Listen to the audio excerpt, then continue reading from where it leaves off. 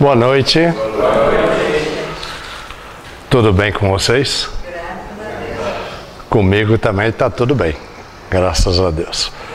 Bem, queridos amigos, é com muita alegria que comparecemos aqui, cidade de Pacaembu. É a primeira vez que aqui vimos. Estivemos também pela primeira vez em Adamantina, no sábado. E hoje estamos trazendo aqui uma mensagem do Evangelho para a nossa reflexão conjunta. O tema é Jesus e o roteiro para a vida eterna. Vamos examinar o que Jesus nos deixou como roteiro para essa vida eterna. Primeiro, será que Ele mesmo disse dos objetivos da sua vinda para habitar aqui entre nós? Ele nos disse o motivo da sua vinda. No Evangelho de João, capítulo 10, versículo 10, ele nos diz: eu vim para que todos tenham vida e a tenham em abundância. Esse é um termo interessante. Eu vou colocar aqui no quadro algumas palavras-chave para a doutrina espírita, para nós pensarmos bem sobre ela. A primeira é essa aí: vida. Né? Vocês já ouviram algum espírita fazer a seguinte reclamação: mas será que eu vou sofrer a vida toda? Hein? Talvez alguns de nós já tenhamos falado isso, não é? Olha, quem fala isso não tem noção do que é vida. Porque quando dizemos isso, estamos nos referindo à nossa vida de encarnados, obviamente, não é? Mas vida, na verdade, e essa vida que Jesus disse aqui veio na Terra, é a vida do Espírito. E essa não faz sentido você dizer que será que vai sofrer a vida toda? A vida toda é muita coisa. Quanto tempo será que nós vamos viver na presente existência?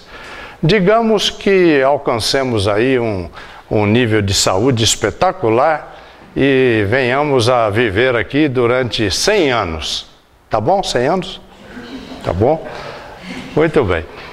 E após esses 100 anos de vida, entre aspas, quanto tempo mais teremos de vida, da verdadeira vida, a vida do Espírito? Mais 100 anos? Mais 100 séculos? Mais 100 mil anos? Mais 100 milhões de anos? Você pode colocar os ons que você quiser aí, que você não vai alcançar o tempo de duração da sua vida. Então, nós espíritas, a primeira coisa que nós temos que nos conscientizar é do que é a verdadeira vida, para nunca mais estar dizendo, será que eu vou sofrer a vida toda? Né? Vida é uma coisa muito longa, temos muito tempo pela frente.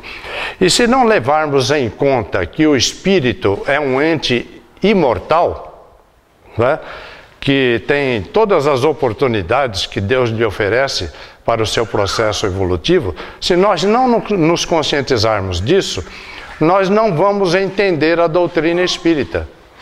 Não vamos ter o entendimento completo de doutrina espírita. E Jesus disse que veio para que tenhamos vida e vida em abundância. De que tipo de abundância será que Jesus estava falando? Será que ele estava falando de comprar um carro 0 quilômetro?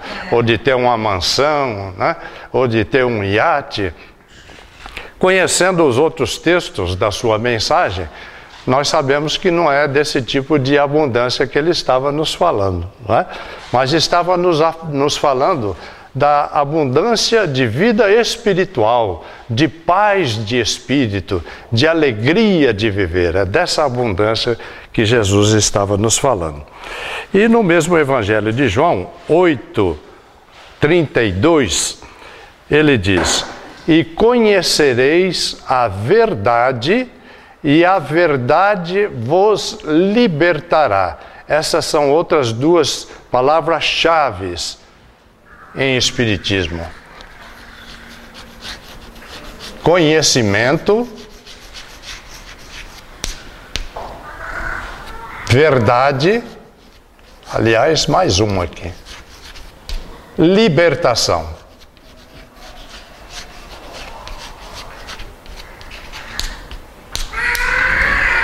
Notaram que todas essas palavras têm um conceito próprio dentro do Espiritismo, diferente do conceito que tem aí fora, em outras igrejas, em outras religiões, não é? Por que será que Jesus diz que seria através do conhecimento que nós conseguiríamos a nossa libertação? Primeiro você tem que perguntar, ele está falando libertação de quê? Não é? Se você for ver o conceito fora da doutrina espírita, é libertação do fogo do inferno, não é? Não é esse tipo de libertação? O conceito que se tem aí fora, não é? Dentro da doutrina espírita é diferente. O nosso conceito de liberdade, de libertação, é a libertação das imperfeições e do erro. E, consequentemente, do sofrimento e da dor, que são consequências das nossas imperfeições, não é?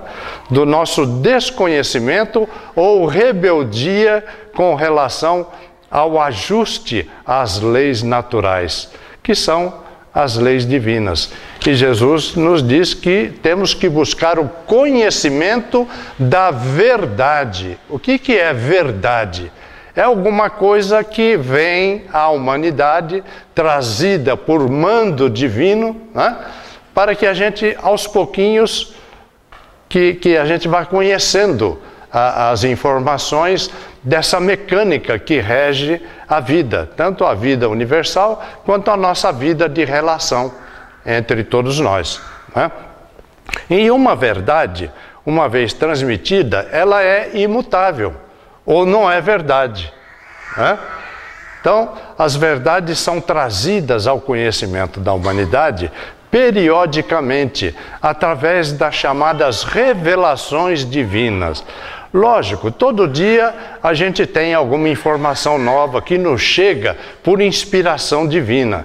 E aí nós temos que considerar dois campos, o campo intelectual e o campo moral.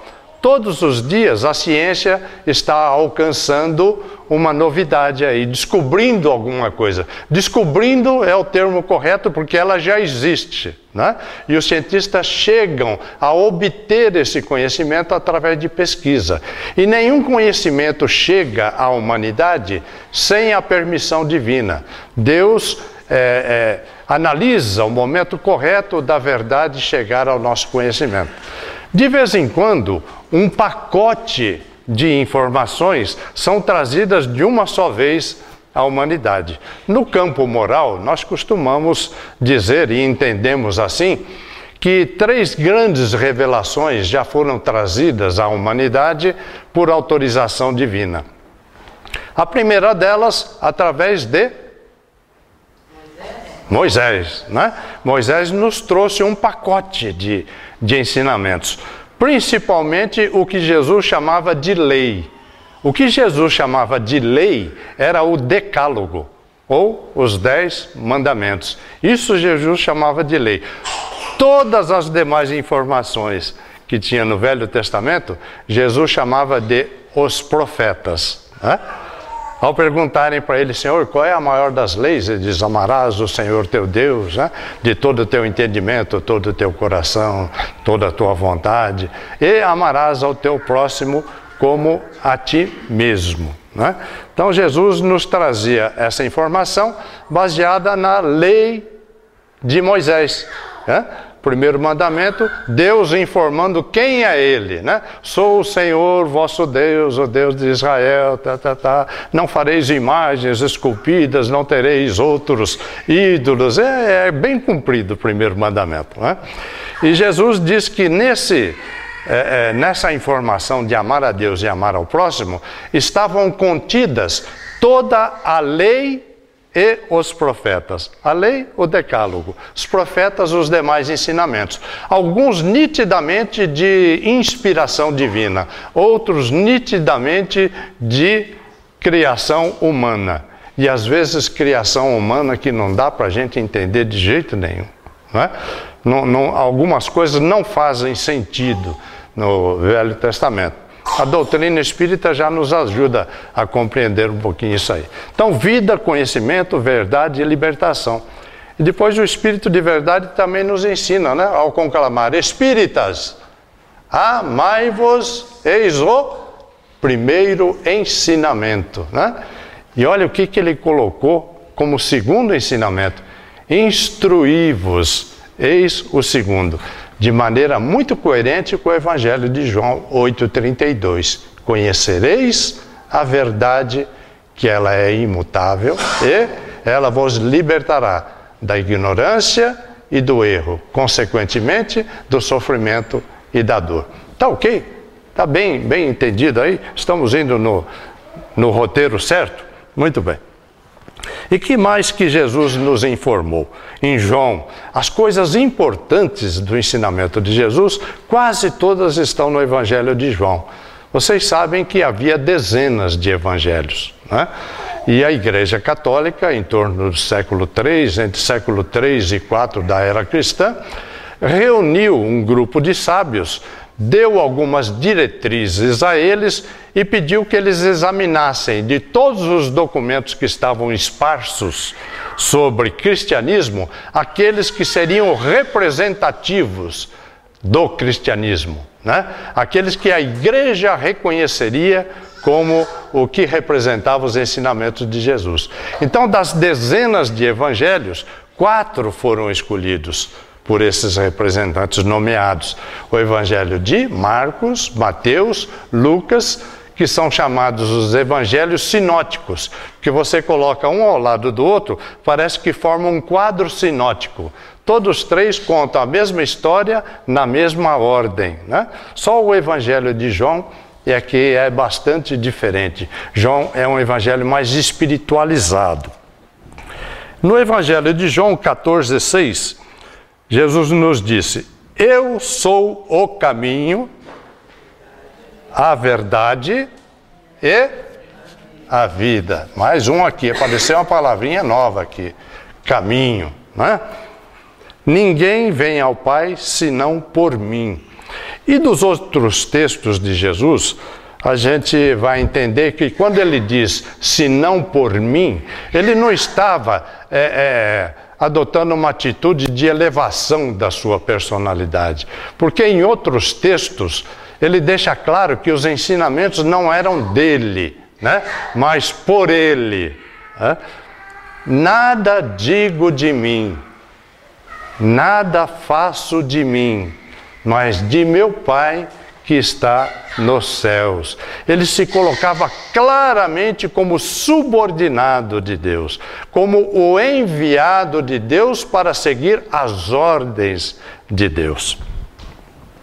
Eu quero que vocês fiquem muito à vontade para me interromper na hora que desejarem, levantar a mãozinha aí para tecer algum comentário sobre o que estou dizendo ou para discordar de alguma coisa que estou dizendo para nós analisarmos, tá bom? Por favor, estamos em reunião fraterna. No Evangelho de João também, 8,12, falou-lhes Jesus outra vez, dizendo: eu sou a luz do mundo. Quem me segue não andará em trevas, mas terá a luz da vida. Né? Ele informando que ele é o farol, o balizador, né? Desse caminho que nós temos a seguir. Eu sou a baliza. Se oriente por esse norte que não tem erro para vocês. Vocês vão se dar bem. Né? João 8,12, esse aqui eu já falei. No roteiro de vida de Jesus, esse roteiro ele apresenta principalmente no Sermão da Montanha. Foi o maior discurso que ele fez e para o maior número de pessoas, consta essa informação nos evangelhos. Não é? E o sermão completo está nos evangelhos, no Evangelho de Mateus, capítulos 5, 6 e 7. Aí está o conteúdo completo do Sermão da Montanha.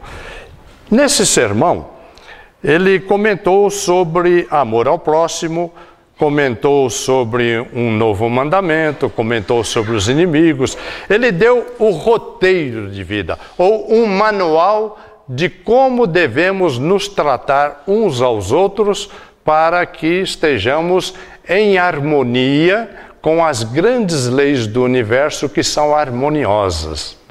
Estaremos bem conosco, felizes, alegres, sadios, quando estivermos agindo em plena harmonia com essas leis.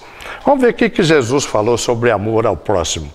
No Evangelho de Mateus, capítulo 22, nos versículos de 34 a 40, consta: os fariseus, tendo sabido que ele tapara a boca dos saduceus, reuniram-se, e um deles, que era doutor da lei, para o tentar, propôs-lhe esta questão: mestre, qual o maior mandamento da lei?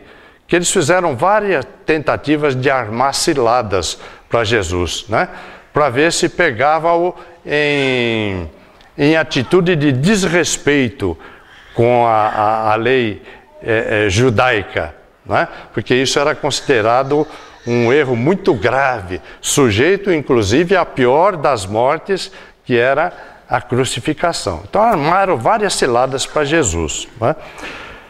Qual o maior mandamento da lei? Jesus respondeu: amarás o Senhor teu Deus de todo o teu coração, de toda a tua alma, de todo o teu espírito, ou seja, de todo o teu entendimento. Nessa época, Jesus já deixou claro que as pessoas iriam entender a Deus de maneiras diferentes, considerando a humanidade como um todo, e que todas são perfeitamente válidas.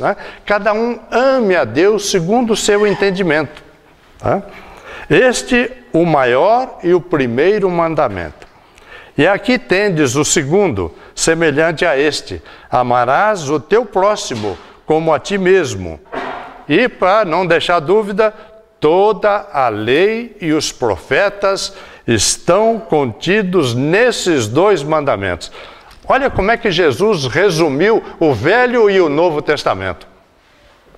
Viram que coisa incrível? É a Bíblia toda. Ele diz: aí estão toda a lei e os profetas. O resto é coisa que os homens inventam para brigarem entre si, as interpretações deste ou daquele texto, deste ou daquele versículo. Se todo mundo entendesse a mensagem divina com esse resuminho aqui que Jesus fez, a coisa estaria resolvida, não estaria? E interessante que aqui ele não disse coisa nova. Isso já estava no Velho Testamento. A primeira parte estava em Gênesis e em Deuteronômios, E a outra parte estava em Números. Ele pegou isso aqui do Velho Testamento. Aliás, não é Números. A primeira parte estava em Gênesis e a segunda em Deuteronômio. Amarás a Deus, e a outra parte, amarás ao próximo. Mas o cidadão que fez a pergunta não ficou muito satisfeito, quis ir além. E perguntou: mas Senhor, o problema é esse, quem é o meu próximo? Porque o Deus de Israel era um Deus parcial, lembram-se disso? No Velho Testamento é um Deus parcial. O povo de Deus era o povo hebreu, o resto era o resto. Tem alguns textos no Velho Testamento que manda o povo hebreu invadir tal cidade e ali passar todo ser vivente a fio de espada. Homens, mulheres, crianças e animais. E ainda colocam como Deus dizendo isso. Vejam que coisa, que diferença de entendimento de Deus daquela época para a época que Jesus trouxe. No entanto, ele foi buscar no Velho Testamento o resumo da lei e dos profetas. Muito bem. Aí como é que ele resolveu essa questão, de quem é o próximo? Ele contou uma historinha para o pessoal, não foi? Estão lembrados que historinha foi essa? Uma parábola que Jesus contou para dizer quem é o próximo? Quem se lembra? Não lembra? Do viajante lá. É isso aí, do viajante lá. Como é que chama lá a parábola? É isso aí. A parábola do bom samaritano. Jesus ia buscar exemplos para deixar claro a quem ele estava se referindo. Vocês sabem quem são os fariseus e quem eram os samaritanos, né? Os fariseus eram aqueles do templo de Israel, né? Eram aqueles que cuidavam das leis, eram os sacerdotes do templo sagrado, né? Esses eram os fariseus. Na sua pureza de higiene, principalmente, eles tinham uma pureza incrível. Ai de quem pegasse alguma coisa sem lavar a mão, sem tirar os chinelos para entrar no templo, né? Então eles eram muito preocupados com questiúnculas, né? E Jesus uma vez até chamou-os de hipócritas, né? Ah, fariseus hipócritas, né? E comparou-os a túmulos, caiados por fora, pintadinho por fora e podridão por dentro. Esses eram os fariseus. Aí Jesus, para dar um exemplo do próximo, foi buscar uma historinha envolvendo um samaritano. Os samaritanos eram o povo que morava na província de Samaria, do outro lado do Jordão, né? E como era muito difícil a chegada deles a Jerusalém para cultuar a Deus, para fazer a sua oferta ao templo, né? E eles eram obrigados a ir pelo menos algumas vezes por ano no templo, eles construíram o seu próprio templo lá na província de Samaria. E seguindo o mesmo ritual, as mesmas leis, os mesmos escritos que estavam no templo de Jerusalém.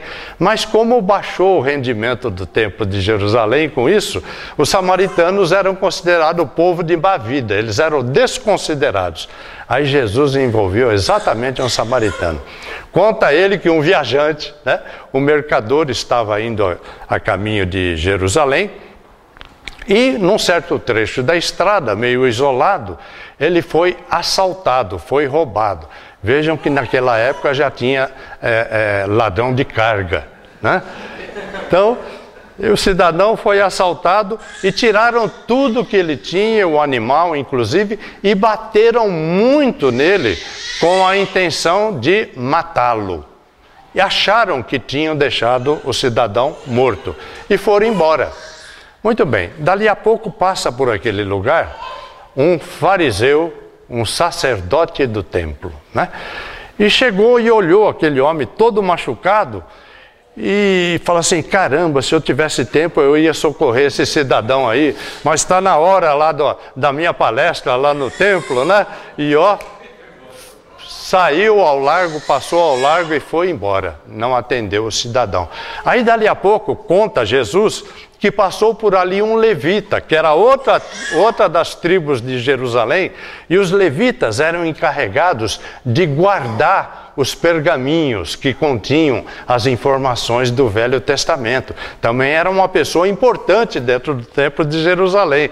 Também passou por ali, falou assim: puxa vida, mas se eu não chegar em tempo no templo, né, o pessoal não vai poder falar, não vai poder fazer o sermão e tal.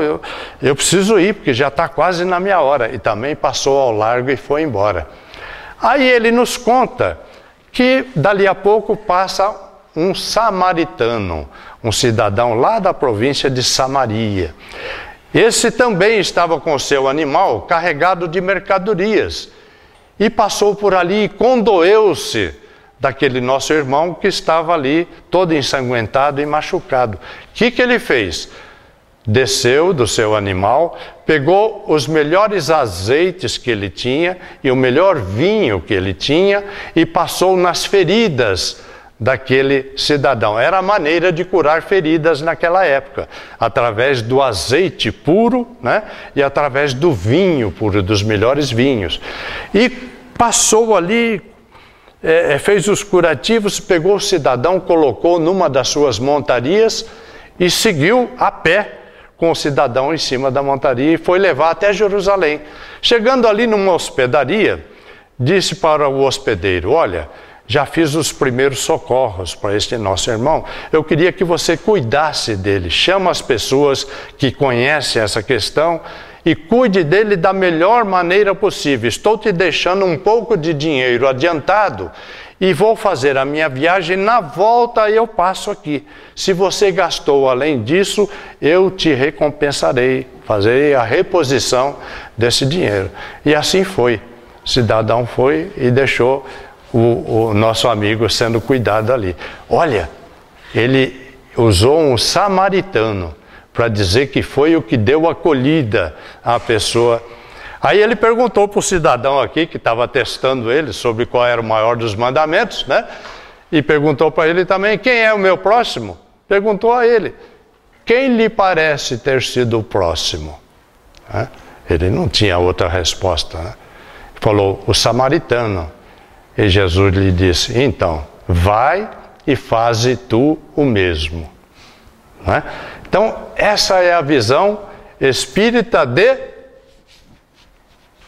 próximo. Olha, essas são palavras-chave em espiritismo, né? O nosso próximo, segundo a historinha de Jesus, é qualquer pessoa, não importa quem for, de que raça for, de que região for, de que religião for, cruzou o teu caminho, passando por algum tipo de necessidade, atenda-o.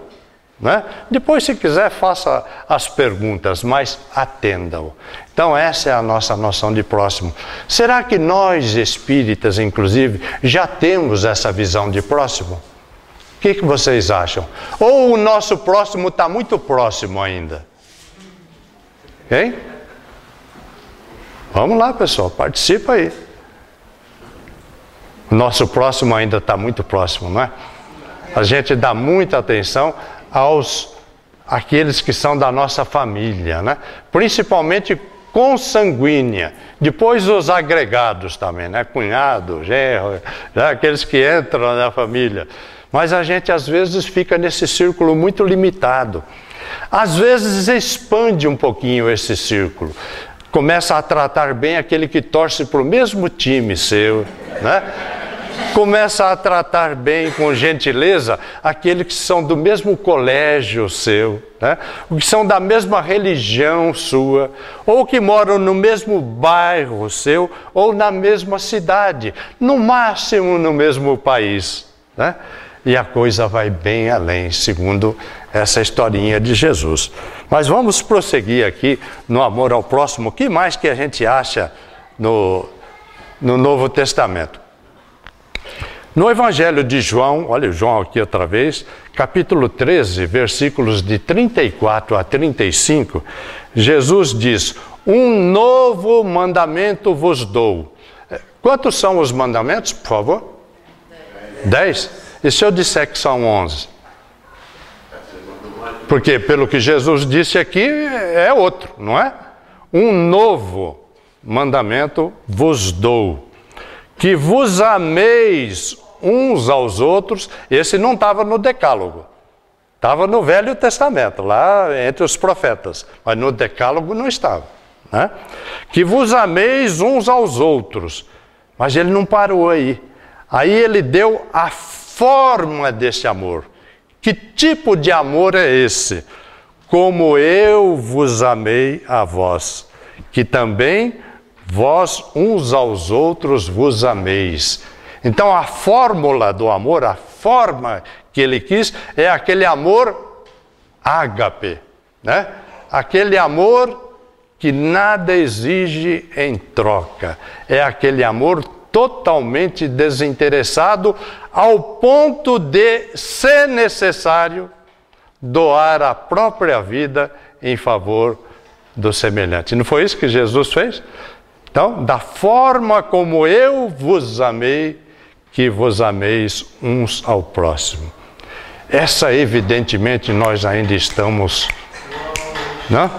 Estamos a milhares de léguas de distância, tá certo? Nisto, olha só, nisto, em vos amando uns aos outros como eu vos amei, nisto reconhecerão todos que sois meus discípulos. Honestamente, considerando isto aqui, podemos nos reconhecer discípulos de Jesus? Estamos em busca, né, de sermos discípulos de Jesus. Mas esta fórmula aqui é uma forma muito exigente. E ele não disse só sobre amor ao próximo. Ele falou sobre amor aos inimigos.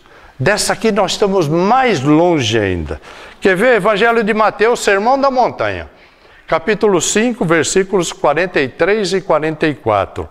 Aprendestes o que foi dito lá no Velho Testamento. Amareis o vosso próximo e odiarei os vossos inimigos. Era assim que estava lá. Mandava assim no Velho Testamento. Eu, porém, vos digo, amai os vossos inimigos. Orai por aqueles que vos perseguem e vos caluniam. Estamos pertinho disso, hein? É claro, o Evangelho segundo o Espiritismo nos deixa um pouco mais tranquilos com isso, né? Dizendo que o que Jesus quis dizer com esse amor aos inimigos não é você nutrir por eles, né, o mesmo sentimento que você tem para com os seus amigos, aquelas pessoas que lhe são simpáticas, porque a nossa natureza humana ainda fala diferente, né? Concordam comigo que a nossa emoção, a batida do coração, a pressão arterial é diferente quando nós encontramos um amigo e quando encontramos um inimigo? O batimento cardíaco altera ou não altera, né? Então é porque isso é da nossa natureza humana. Ainda estamos numa fase de aprendizado, de crescimento espiritual à custa de lutas renovadoras, não é?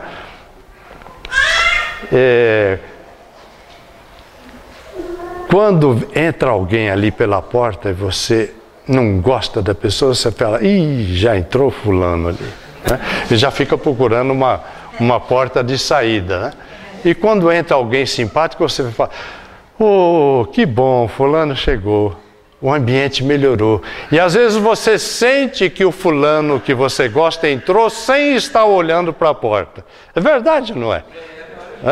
Através do quê? Dos elementos fluídicos que ele emite na nossa direção através do pensamento, né? Mas tem mais. Prosseguindo, no versículo 25 e 26 do capítulo 5 de Mateus, ele diz, reconciliai-vos o mais depressa possível com o vosso adversário, enquanto estáis a caminho com ele. O que é isso, hein? O que Jesus quis dizer, enquanto estáis a caminho com ele? Vou escrever outra palavra importante aqui, né? Reconciliação, não é isso?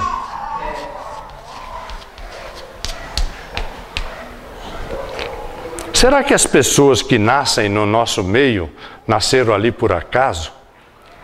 Nós sabemos que não existe acaso na lei divina, não é? Nós estamos certos, estamos no lugar certo, com as pessoas certas, nas condições certas e no momento certo, né? Nos informa a doutrina espírita. Então, enquanto estáis a caminho com ele, é enquanto os dois estão encarnados. Vocês não encarnaram na mesma época por acaso. Eu sei que está passando na cabecinha de vocês aí, vocês já imaginaram alguém, né? Eu tenho certeza que alguém já pensou em alguém, né? Mas ele não encarnou no mesmo tempo com você por acaso. Se vocês têm pendência do futuro, do passado, se esse é o caso, vocês estão juntos exatamente para conseguir a reconciliação, para encontrar os ponteiros, tirar as arestas. Porque para nós chegarmos ao ponto máximo da nossa escala evolutiva, e eu pergunto agora para vocês, qual é o ponto máximo da escala evolutiva? Vamos lá, vocês que respondem.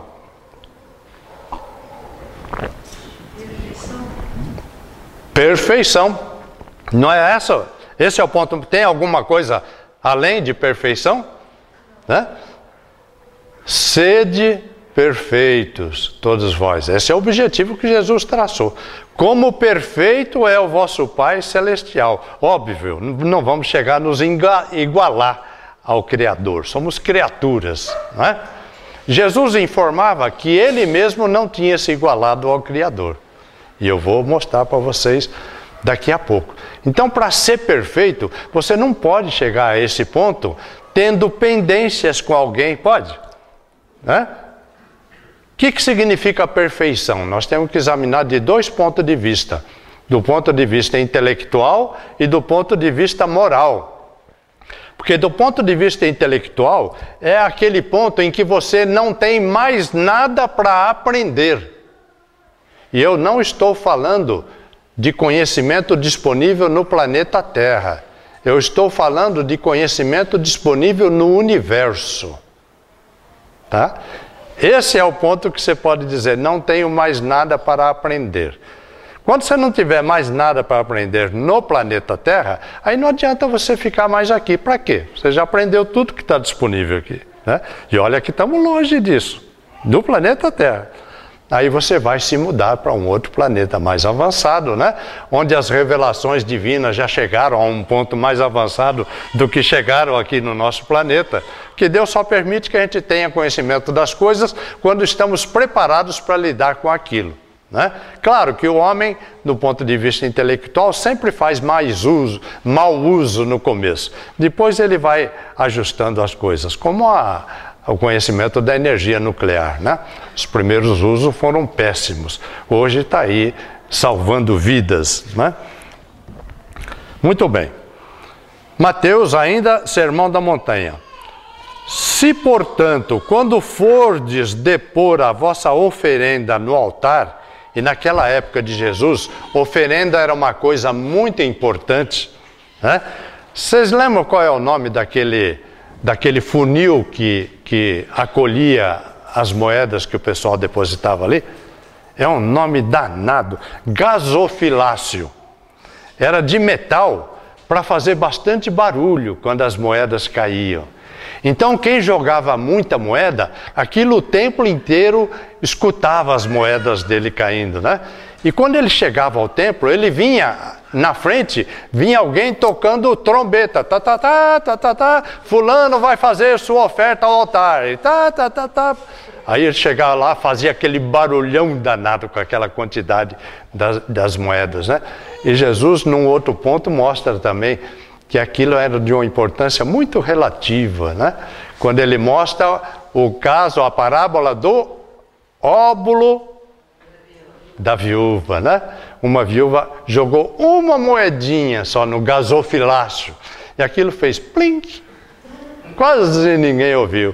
E Jesus chamou os discípulos que estavam em volta. Em verdade vos digo, essa depositou mais do que aquele que fez aquela barulheira toda. Que essa deu do seu necessário, aquele deu da sua sobra. Né? Então veja só, quando fordes depositar a vossa oferenda ao altar, se vos lembrardes de que o vosso irmão tem qualquer coisa contra vós, deixa a oferenda aí ao pé do altar, vá primeiro te reconciliar com o teu irmão, depois venha e faça a tua oferta ao altar. Né? Deixando claro que o mais importante era você estar bem com o teu próximo.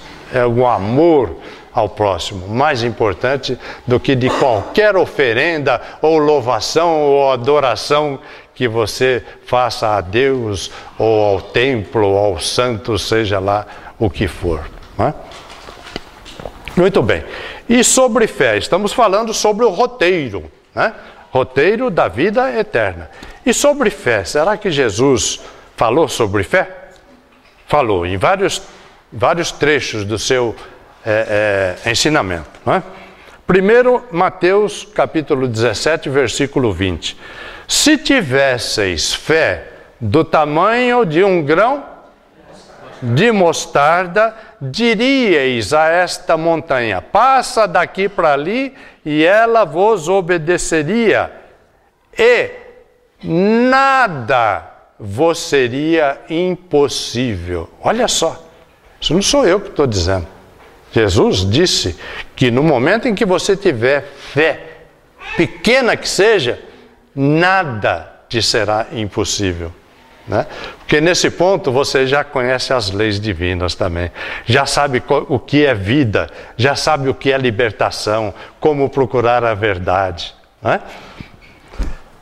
Mateus e Kardec, acho que se referindo a esse texto aqui, nos diz: não há fé inabalável, senão aquela que pode encarar a razão face a face em todos os tempos da humanidade. Essa é a fé inabalável. Muito bem. Sobre caridade. Jesus falou também sobre caridade. Mateus 25, de 31 a 45. Olha, isso aqui eu vou lançar um desafio para vocês aqui agora.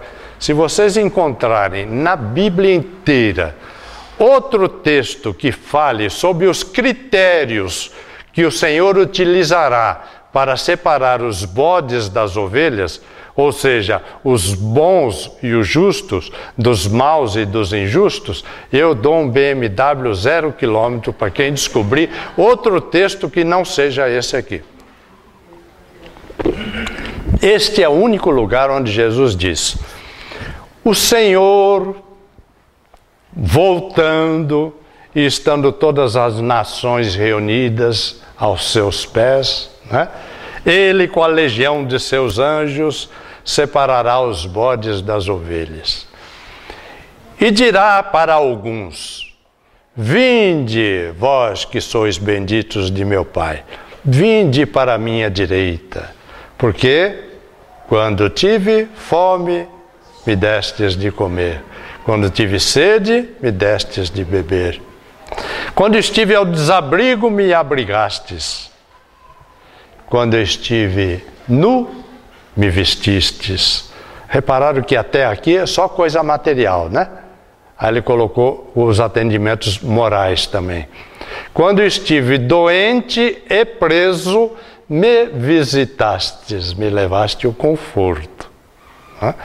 E alguns de lá falaram: Senhor, mas não me recordo, não nos recordamos de ter feito essas coisas a ti. E aí ele diz: o Senhor disse: cada vez que fizestes uma destas coisas aos menores dos teus irmãos, foi a mim mesmo que o fizestes. E aí chamou o restante do pessoal: apartai-vos de mim, vós que cometeis iniquidade, porque quando tive fome não me destes de comer, e repetiu tudo aquilo agora na negativa. E dessa vez teve muito mais gente que levantou para chiar: Senhor, não me lembro de não ter te atendido nessas coisas. E ele disse a mesma coisa: cada vez que negastes uma dessas coisas aos menores dos teus irmãos, foi a mim mesmo que o negastes. Isso, essa história que ele contou tem um nome. Qual é o nome disso? Como é que se chama isso?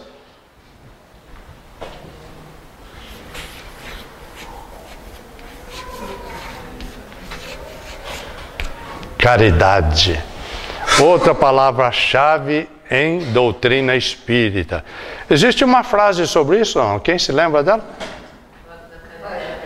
Fora da caridade não há salvação. Essa todo mundo conhece, né? Isso aí é considerado o quê? A máxima. Olha, a máxima da doutrina espírita é: fora da caridade não há salvação. Quem se lembra de quem é essa frase? Hein? Está no Evangelho segundo o Espiritismo, capítulo 15, que tem esse título: fora da caridade não há salvação. Muitos atribuem essa frase a Kardec. Kardec endossou. A comunicação é de Paulo Apóstolo. Aliás, minto, me desculpem, minto, essa não foi de Paulo. Paulo falou sobre caridade e eu vou mostrar já. Essa foi de São Vicente de Paulo, que sabia tudo sobre caridade. Tem muitas instituições hoje de assistência com o nome dele, né? Então, numa comunicação em Paris, São Vicente de Paulo falou essa frase dizendo que essa é a máxima da doutrina espírita. Ele disse naquela época, 1860, por aí. Tá? E Kardec endossou essa afirmativa de... Muito bem.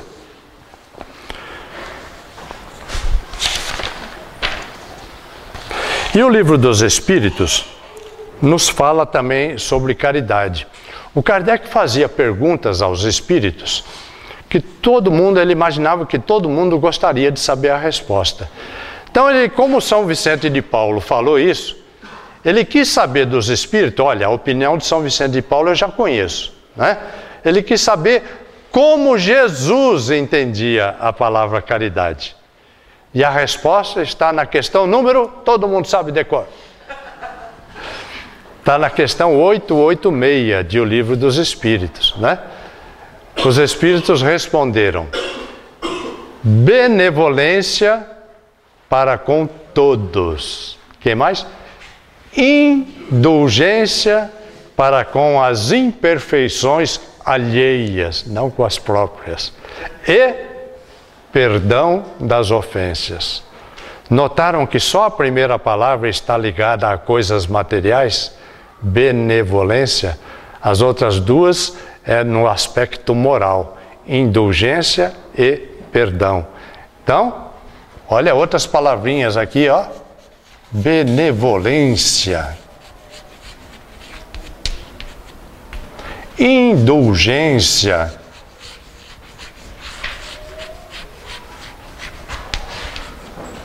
e perdão.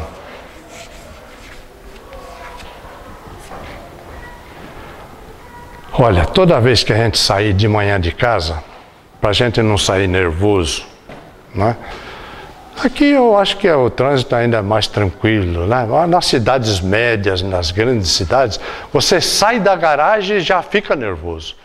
Que alguém já não espera você passar, passa na frente, te dá uma fechada, aí o cidadão bota a mão para fora do carro e faz aquele gesto horroroso, né? Ao passo que se a gente conhecer o roteiro da vida de Jesus, nós vamos botar a mão para fora e dizer: vai com Deus, meu irmãozinho. Né? Você deve ter razões para estar com essa pressa toda. Então eu vou dar uma sugestão aqui para todos nós. Né? Toda vez que for sair de casa, antes de pôr o pé no acelerador ou na rua, diz: benevolência, indulgência, perdão. Benevolência, indulgência, perdão. Benevolência, indulgência, perdão. Aí sai para a rua, tranquilo. Paulo apóstolo também, o Paulo de Tarso também falou sobre caridade. E Kardec encampou o conceito paulino de caridade também. É uma poesia que Paulo falou. Tanto é poesia que um grande compositor, instrumentista nosso, musicou essa poesia de Paulo. Lembram-se? Ainda que eu falasse a língua dos homens. Isso está onde? Vocês também sabem decor. Está na primeira carta de Coríntios, capítulo 13, versículos de 1 a 7 e 13. Então, ainda que eu falasse a língua dos homens, ainda que eu tivesse o dom da profecia, ainda que eu tivesse todo o conhecimento disponível, ainda que eu doasse todos os meus bens aos pobres e entregasse meu corpo para ser queimado, se não tivesse caridade, nada disso me adiantaria. Veja que Paulo tira a confusão de caridade ser um ato de esmola. Que ainda que eu desse tudo, se não tivesse caridade, isso não me adiantaria nada. Aí ele continua dizendo alguns conceitos de caridade. Quer ver como é que a gente é reprovado no primeiro deles? Ele diz: a caridade é paciente. Já dançamos, né? Hein? Ou não? O que você acha? A caridade é paciente. A caridade é humilde, ela não se ufana, se regozija com a justiça, né? Não suspeita mal, olha, não suspeita mal. Alguém às vezes vem nos falar: conhece o fulano? E a pessoa diz: fulano? Olha, Isso é descaridade, isso é suspeitar mal. E o pior é que nem fala o que sabe, deixa por conta do outro ficar imaginando. É uma coisa horrorosa isso. Meus queridos amigos, Jesus também confronta conhecimento, que está ali, conhecimento, com responsabilidade. Essa é outra palavrinha boa, hein? Ó. Depois vocês podem até tirar fotografia dessas palavrinhas aqui, ó.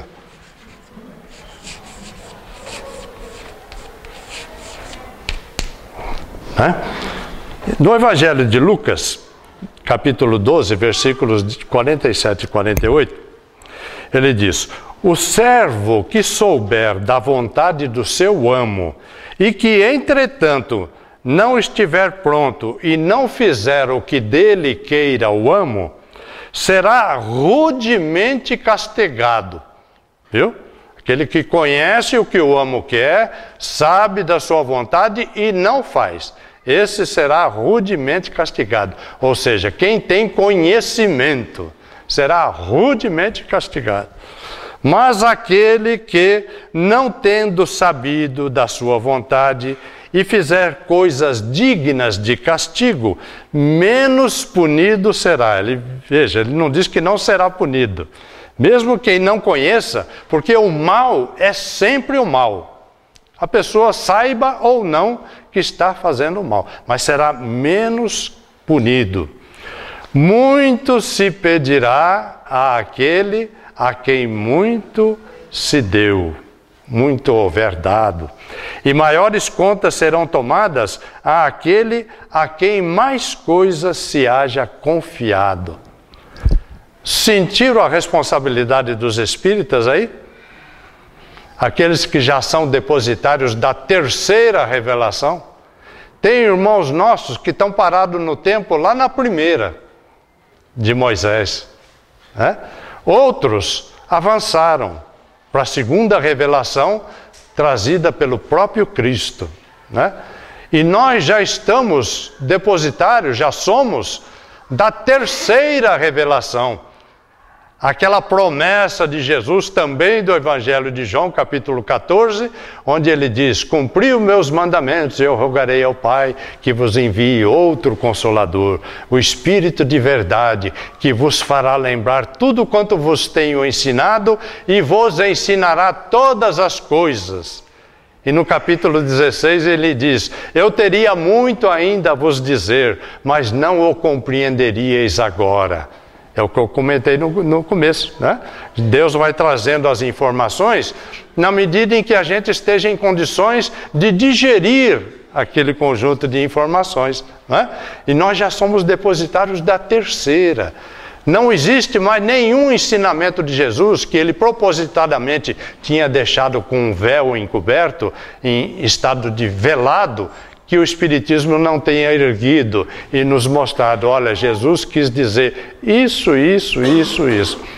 E quando a gente diz essas coisas no centro, tem alguém que está aqui pela primeira vez no centro hoje, não? Alguém que está pela primeira vez? Não. Mas geralmente nas reuniões tem gente que está ali pela primeira vez. Ou espíritas iniciantes, né, que já estão começando a se entusiasmar. Às vezes você diz isso para ele, ele fala: vou cair fora antes que eu me complique mais, né? À medida que vai me ensinando mais, eu vou ser mais responsabilizado, então eu vou cair fora enquanto é tempo. Esquecendo-se de que mais cedo ou mais tarde ele vai ter que aprender essas coisas. E quanto mais cedo aprender, mais rapidamente se libertará do sofrimento e da dor, que são consequências do desentendimento, do desconhecimento das leis universais, né? Está tudo ali, ó.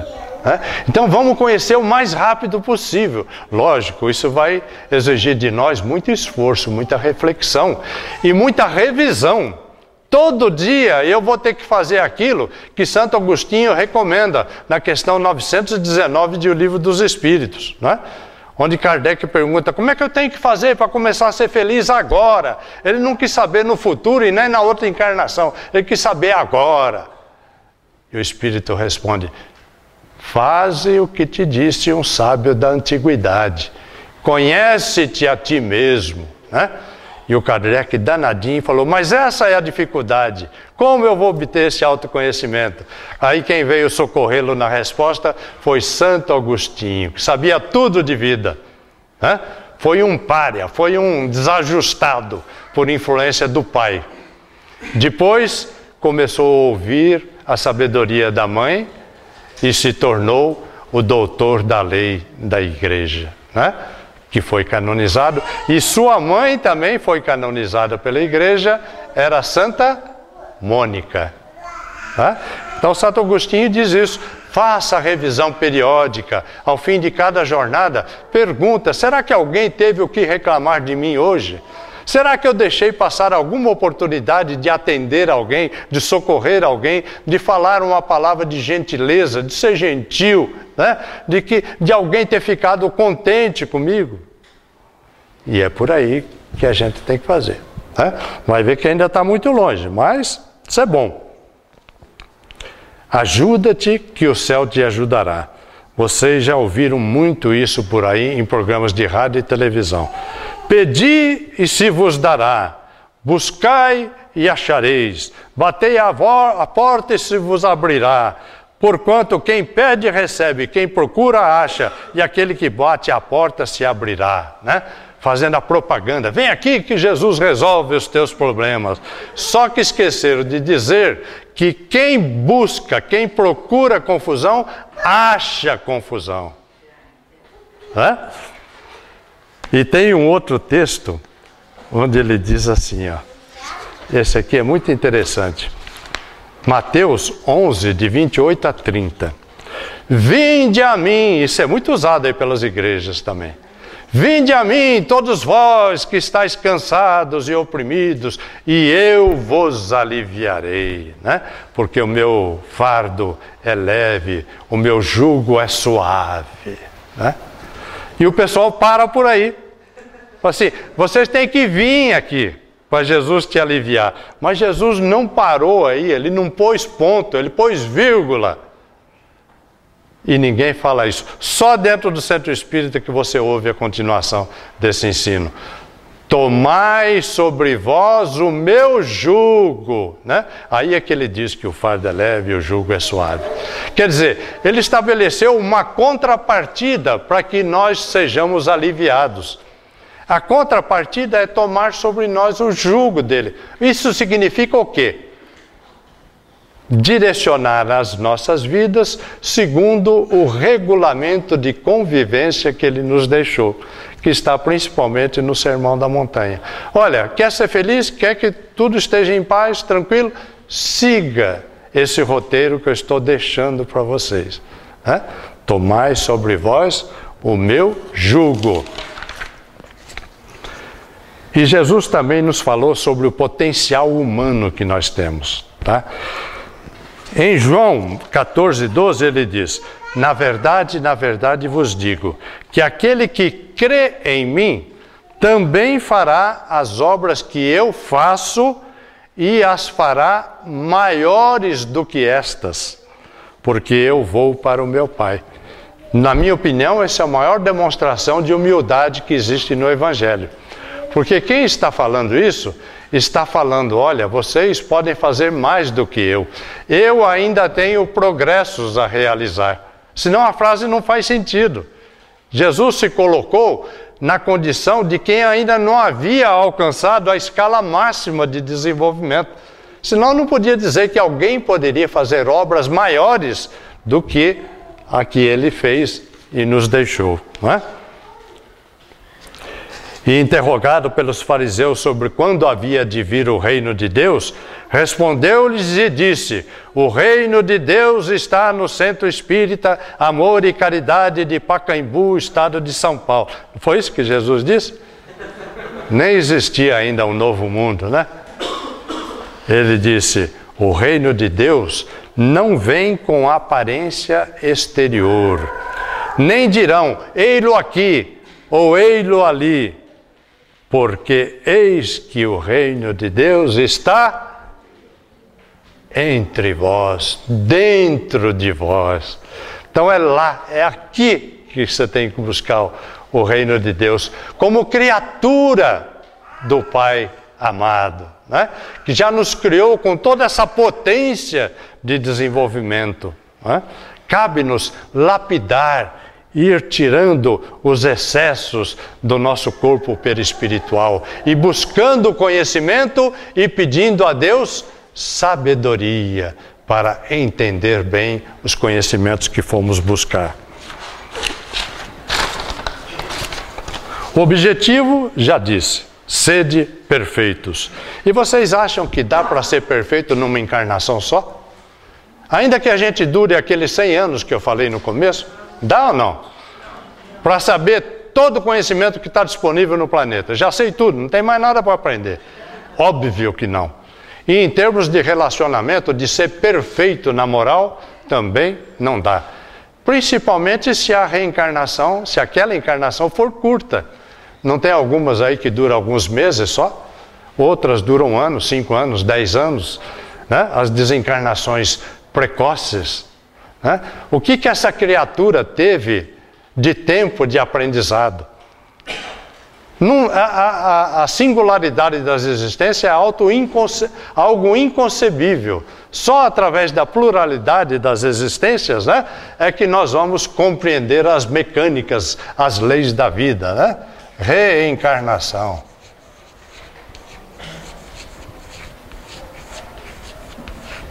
E Jesus falou sobre reencarnação? Claro que falou. Em verdade vos digo que é necessário nascer de novo para ver o reino dos céus, né? Senhor, dizem que tu és o Messias. As Escrituras não dizem que era necessário Elias vir primeiro? Ele falou, pois ele já veio e não o reconheceram e fizeram tudo o que quiseram com ele. Elias já havia sido decapitado. Elias no corpo de João Batista, né? Então consta no Novo Testamento, não sou eu que estou dizendo, está lá. Então os discípulos compreenderam que era de João Batista que ele havia lhes falado. Gente, mais claro que isso é impossível, né? Jesus falando que é necessário outras existências. Já conversei com vocês também sobre a promessa do Consolador, né? Que não vos deixarei órfãos. Pedirei ao Pai que vos envie um outro Consolador, o Espírito de verdade. Por que nós dizemos que a doutrina espírita é esse Consolador? Primeiro, quando Jesus disse que o Espírito de verdade, através do Consolador, nos faria lembrar tudo que ele havia ensinado, é porque ia se passar bastante tempo, né? Senão não precisaria fazer lembrar. Jesus veio para fazer lembrar a lei mosaica e dar outra visão sobre alguns aspectos. Quantos anos demorou entre Moisés e Jesus? Alguém se lembra? 1350 anos. Então, o outro Consolador que ele prometeu também seria um acontecimento para muito tempo depois, né? E esse Consolador nos ensinaria toda a verdade. Existe jeito de ensinar toda a verdade para alguém? Só existe um jeito, permanecendo com a pessoa para sempre, né? Porque permanecerá convosco para sempre. A verdade não é um pacotinho pronto, acabado com um lacinho, que eu entregue no colo de algum de vocês e diga, olha, está aqui a verdade, né? Sempre temos novidades, sempre temos algo para aprender. Tanto que Kardec diz que quando acontecer de a ciência demonstrar que a filosofia espírita, a ciência espírita está errada em algum ponto, fique com a ciência. Olha só. Porque isso é dinâmico. Os ensinamentos, as informações vieram para uma época, se bem que a base moral é a mesma para sempre. Mas a base intelectual, as informações científicas, elas mudam com o tempo, né?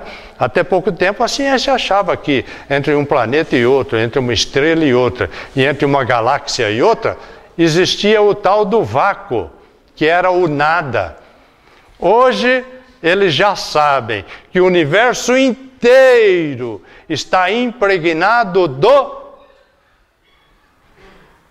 Acho que eu não ouvi direito.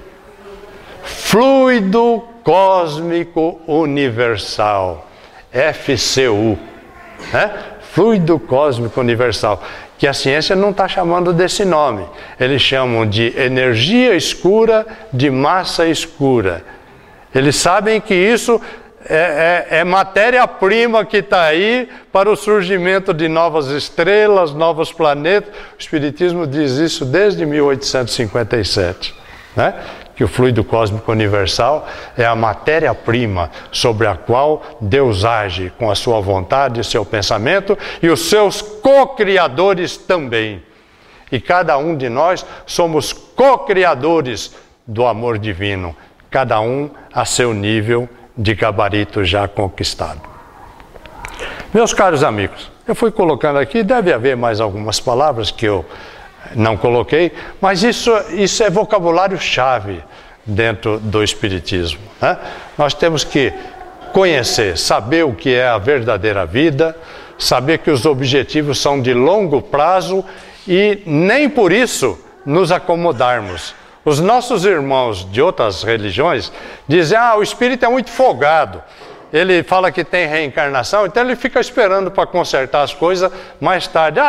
Está tão bom assim, mais tarde eu resolvo isso. Não, mas olha só, ó. Quanto mais cedo você obtiver o conhecimento da verdade, ou seja, das leis naturais, que são as leis de Deus, né? Mais cedo você vai concluir que tem que estar em harmonia com a grande harmonia universal para começar a ser feliz, viver em paz, alegre, desde já, né? Conheceu.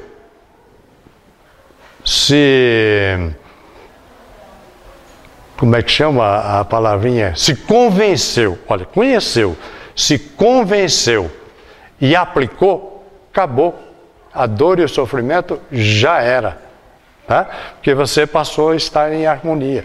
Hoje a ciência já informa isso. A Universidade de Harvard, nos Estados Unidos, tem um trabalho enorme de anos realizado, mostrando, chegando à conclusão, que quem dedica uma parcela do seu tempo a qualquer tipo de trabalho voluntário para beneficiar os seus semelhantes, tem um sistema imunológico melhor desenvolvido. Vejam só. Sistema imunológico melhor desenvolvido quando você passa a dedicar uma parte do seu tempo para auxiliar o teu próximo, né? Num tipo de trabalho voluntário, né? Então as leis naturais estão aí, elas foram feitas para que haja essa interação em harmonia entre tudo e entre todos. O tempo é curto, eu espero ter trazido algum pequeno material aí para a reflexão de todos nós e para rever aquilo que já conhecíamos. Tenho certeza que eu não disse nenhuma novidade aqui, mas estou chamando a atenção para pontos importantes que têm que ser revistos e levar-nos à reflexão e começarmos realmente a nos decidir por levar uma vida plena, aquela vida em abundância que foi o objetivo da vinda de Jesus entre nós. Que a paz desse querido mestre continue entre nós agora sempre. Obrigado pela presença de todos. Obrigado.